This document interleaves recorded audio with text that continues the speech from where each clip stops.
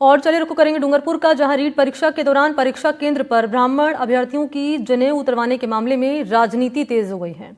इस मामले को लेकर बीजेपी प्रदेश अध्यक्ष मदन राठौड़ के बयान के बाद अब भारत आदिवासी पार्टी से बांसवाड़ा डूंगरपुर लोकसभा सीट से सांसद राजकुमार रोत ने बयान दिया है। उन्होंने राज्य की बीजेपी सरकार पर हमला बोला है। सांसद राजकुमार ने कहा है कि सरकार ने परीक्षा को लेकर स्पष्ट दिशा निर्देश जारी नहीं किए और अपनी ड्यूटी निभाने वाले समाज विशेष के कर्मचारी के खिलाफ कार्रवाई कर अपनी सोच जाहिर की है। उन्होंने ये भी कहा कि महिलाओं के मंगलसूत्र समेत सभी जाति वर्गों के अभ्यर्थियों के हाथ, पैर और गले में बंधे धार्मिक मान्यता के धागे उतरवाए गए। जनेऊ को लेकर सरकार के स्पष्ट दिशा निर्देश नहीं थे। रीट एग्जाम के दौरान राजस्थान के अंदर जो जनेऊ को लेकर जो माहौल गरमाया है और बयानबाजी हो रही है और जिस तरह से दुर्भाग्यपूर्ण कार्रवाई हुई है भारत आदिवासी पार्टी की तरफ से, जिस तरह से देश ब्राह्मण पूर्व समाज विशेष के कर्मचारियों को टारगेट करना, इनकी हम कड़ी निंदा करते हैं। देशों के बावजूद जिला स्तर पर ट्रेनिंग होती है कर्मचारियों की कि किस तरह से एग्जाम को संपन्न कराना है, क्या क्या नियमों को पालना करना है। तो क्या इन ट्रेनिंगों के अंदर भी कर्मचारियों को बताया गया था कि जनेऊ को उतारना है कि नहीं उतारना है? अजमेर जिले के नसीराबाद क्षेत्र के भटियाली गांव में बुजुर्ग महिला की निर्मम हत्या के मामले का खुलासा हुआ है। इस जघन्य अपराध की गुत्थी सुलझाने के लिए स्थानीय पुलिस ने 500 से अधिक सीसीटीवी फुटेज खंगाले और संदिग्धों से पूछताछ की है।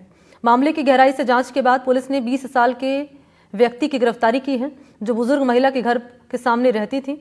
हत्या की वजह सोने चांदी के जेवरात रहे, जिनको लूटने के मकसद से युवती घर में घुसी थी। इस दौरान महिला ने प्रतिरोध किया तो उसकी हत्या कर दी गई। फिलहाल पुलिस ने युवती के खिलाफ हत्या और चोरी का मामला दर्ज कर उसे न्यायिक हिरासत में भेज दिया है। नसीराबाद सदर थाना क्षेत्र में भटियाणी गांव में एक 65 साल की महिला की हत्या की वारदात हुई थी, जिसके साथ लूट के तथ्य भी सामने आए थे। उसके कानों में पहने हुए कुंडल और गले में पहना हुआ एक पेंडेंट, वो दोनों चीजें की साथ में लूट हुई।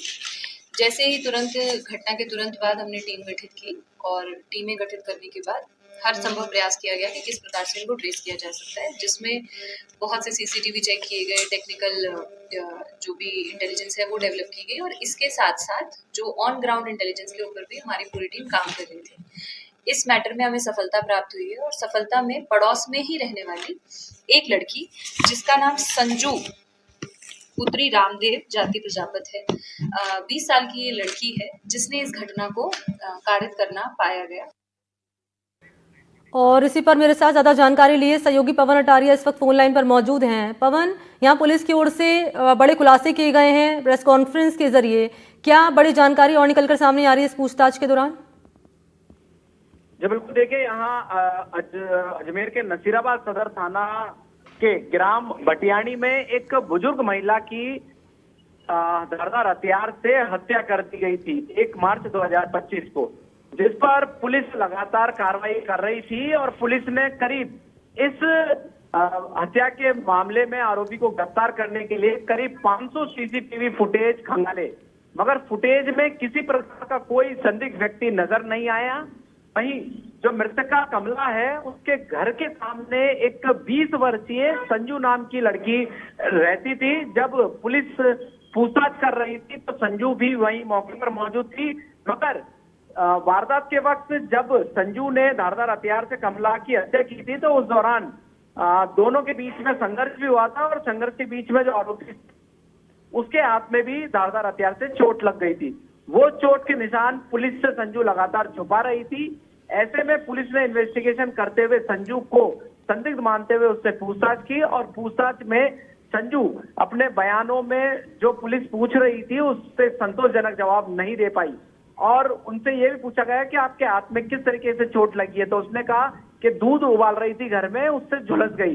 तो झुलसने के निशान और चोट लगने के निशान अलग अलग पाए गए और पुलिस ने कठोरता से संजू से पूछताछ की तो वह अपने जो बयान है उसमें लगातार संदेह प्रस्त बयान दे रही थी और पुलिस पूछताछ में वह टूट गई और उसने बुजुर्ग महिला का मर्डर करना कबूल लिया। मर्डर करने के पीछे बताया जा रहा है कि जो बुजुर्ग महिला है कमला, उसने सोने चांदी के आभूषण पहन रखे थे, वह उसने लूट लिए थे और जो आरोपी संजू है उसको सोने चांदी के आभूषण पहनने का और खरीदने का शौक यहाँ पर बताया जा रहा है। तो इस वारदात में सोने चांदी के आभूषणों के लालच। ठीक है, शुक्रिया आपको पवन अटारिया तमाम जानकारी के लिए, धन्यवाद।